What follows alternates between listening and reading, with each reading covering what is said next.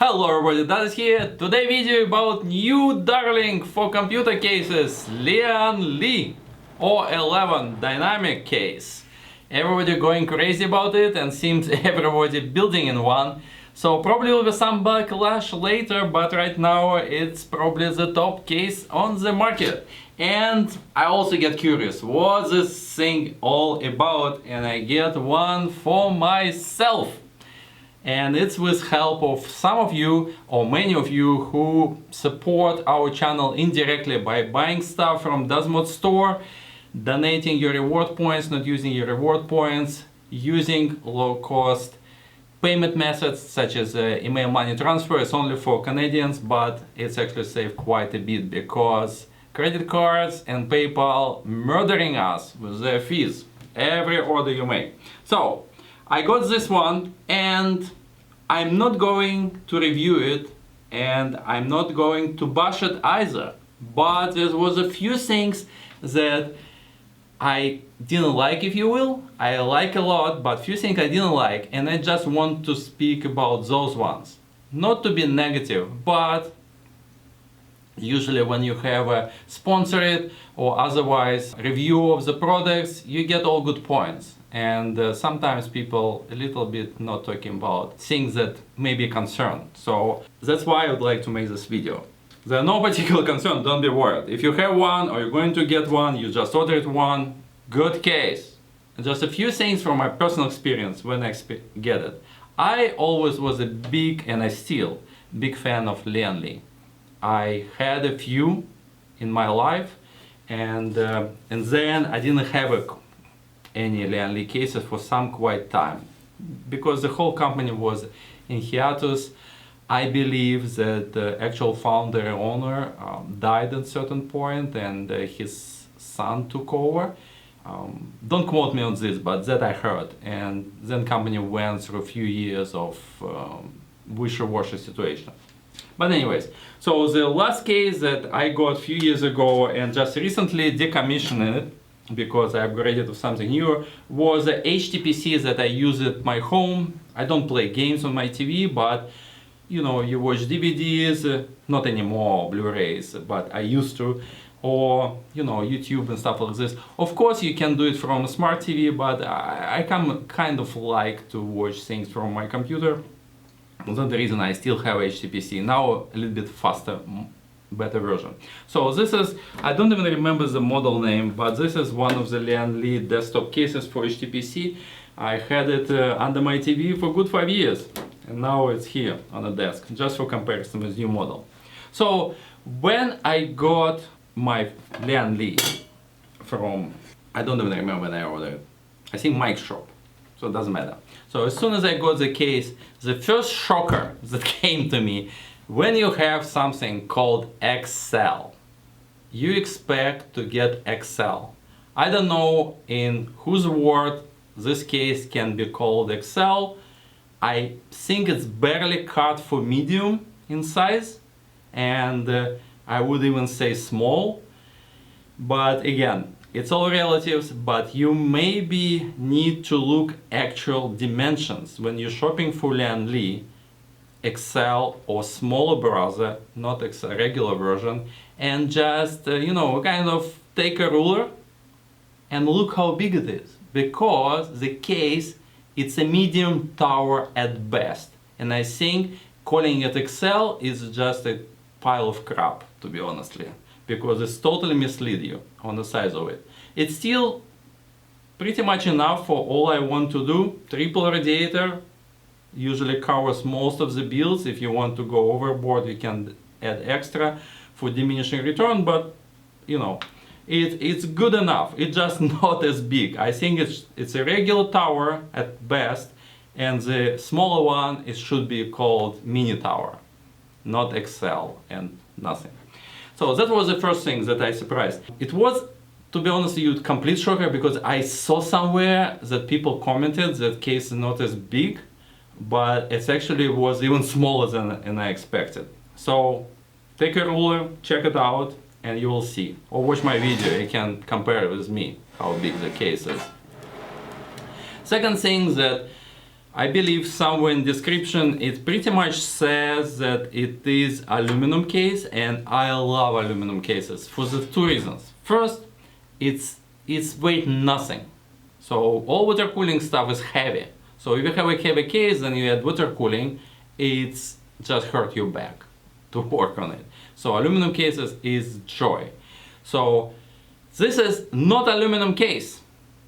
You have aluminum top panel, and you have aluminum side panel, and you have aluminum legs.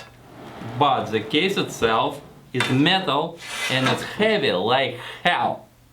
So if you expect aluminum case, you're not getting one. And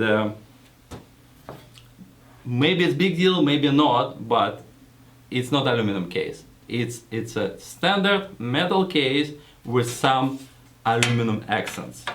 Second thing, that coming from the old school LianLi cases, I would say the feel and finish, it's not expensive case actually. I think this is probably cost as much as this one, or maybe even less. And feel and finish, a little bit not as good as it used to be. It's only applicable for old farts like me. So if you have an old LianLi case, you get this one, you're like, yeah, things changed. So the panel itself, feel finish, how it's brushed, how it's done, it's not as good as the panel on my old case. So you see, I can actually, it's still bolted in, but internals of the case is aluminum as well. You can see it's not even painted, old school. And old school motherboard, look, it's blue. Remember those ones? You won't see those much those days. So it's not like bad, but if you're used to a certain level, it's a little bit step back. So that was kind of third thing that I was like, that's interesting. So the next thing that actually a little bit more serious, I think, to a certain degree. So the type of slots that they cut for this particular model, maybe it's cool design, but it's extremely restrictive. So the holes are not big enough. They will not let your radiator breathe well. So this is big limitation. I might use it actually for myself, but probably I won't even bother put top panel at all. Especially because on top of everything, you also have super restrictive filter, which is a good thing probably, because you know, if you have cat or something or other animal, so it will protect your case from sucking all this air and hair, and but it will reduce your performance for a few degrees just putting the filter. Then you're adding super restrictive panel on top of it, and then you'll probably lose another 2 degrees. So it's from this point of view, it's very water cooling friendly case because you have mount so much stuff, but in terms of airflow, I don't think it's actually as good as it could be. I would rather have much bigger holes here with the minimum restriction, because you already have a filter, so why like make this one? It's just beyond my understanding. So you can see the same here. It's maybe less important unless you have your radiator here, or less important because even if you have a radiator, you have a lot of surface allowing air to escape. It's like here and there, right? But on top, it's all you have for the top mounted radiator, and it will be suffocating. So, and I forgot to mention, so even for the looks, right? So you can see that all the buttons and everything, it's all like black plastic that feels like really cheap, and you look on these high-end like audio video grade buttons that was here with LED inside and things like this. So, and it's like freaking 7 years old case, and it looks a little bit more expensive than this one. So that's what I'm saying, that I said that I was a little bit disappointed how it's finished, but maybe for price it's fair. So the breathing element of the cutouts for this particular case was a little bit disappointment for me. So moving further to the list of things that I dislike is the fact that they still have two cages for HDDs. So you can have 4 HDDs, which basically not many people use anymore. So I think one cage would be plenty. I even see I remove it because it's actually made of super thick, unnecessary thick metal. This thingy, I don't know, 2 pounds easy, maybe more, 3 pounds. So I just didn't want that all this dead weight here, and I probably will get rid of this one too. And if I would be designer of this thing, and if you still have a cage for HDDs, okay, why don't allow this sport to allow 525 device, like fan controller, which also rarely used. So you see, you have some legacy stuff still there, and other legacy stuff is not there. So you see, that's my personal opinion, but I believe the design decision here a little bit weird for my particular taste. But look here, it's mess, but amount of space available when you remove the cage is huge. So many cables you can hide here. And if you have a serious OCD, for sure you can make them all neat. But if you don't give a damn, you can just shovel those without much trouble and have a lot of space inside. So, but definitely, I would say if you don't have HDDs, just disconnect and get rid of that. It's not so easy because you actually have to, it's not easy to take it out. You have to remove this panel, unscrew it, and then you need to hide it somewhere. So it takes a little bit of work, but I think that shaving, I don't know, 6 pounds of weight from your case, totally worth it. And not necessary to be there. And so the next thing that I would like to say is the mounting for the radiator on this side. I'm not sure if it's good for thermals, but it's kind of cool location. Also allows to showcase your like RGB fans if you something that you are after that. If you type of old school guy, it's a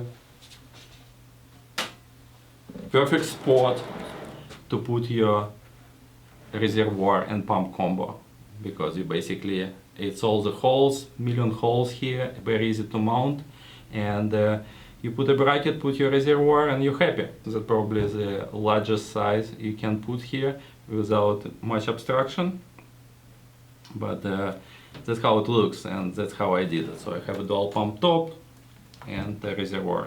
It looks pretty neat for the purposes that I worked out. And speaking about negative things, again, I'm personally not big fan of tempered glass.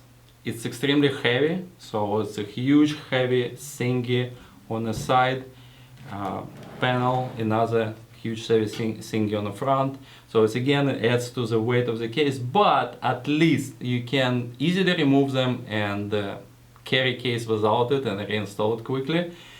But overall, if you have all parts inside of it, this case is just too heavy for what it is, for what its size, and so things like this. So that's my view of this XL O11 case. It's still probably one of the best options, despite everything I told you before. It's probably one of the best options on the water cooling type of case, water cooling friendly type of case on the market right now, just because it allows you to mount so much stuff easily. 3 places to mount radiators, easy mount for reservoir and pump combo, million of integrated reservoirs or distribution plates available for the either front of the case or that place where my reservoir is right now. So it's easy to build an O11. So for that reason I think it's popular. Maybe it's people get bored out of it, and maybe we have something more interesting show up recently, but right now I would say that there's two cases that I consider the most water cooling friendly in my opinion. This one and on the second spot. And on the first spot I still believe that P3, P5 Thermotake open type of case is absolutely easiest case to work on in terms of water cooling, just because it's nothing. All it is, it's just glorified motherboard tray, right? With some glass in front of it. But because it's so open, you can put your hands from any direction, you can do things so easily. And the only drawback from this particular case would be noise, because fans are exposed, totally not obstructed, so you can hear noise much more. But at the same time, it's much better access for the fresh air, so performance is better. So you see, trade-off as usual. So anyways, so that's my look on LianLi case. Not a particular review, just opinion of one of the guys. So thank you for watching and see you soon.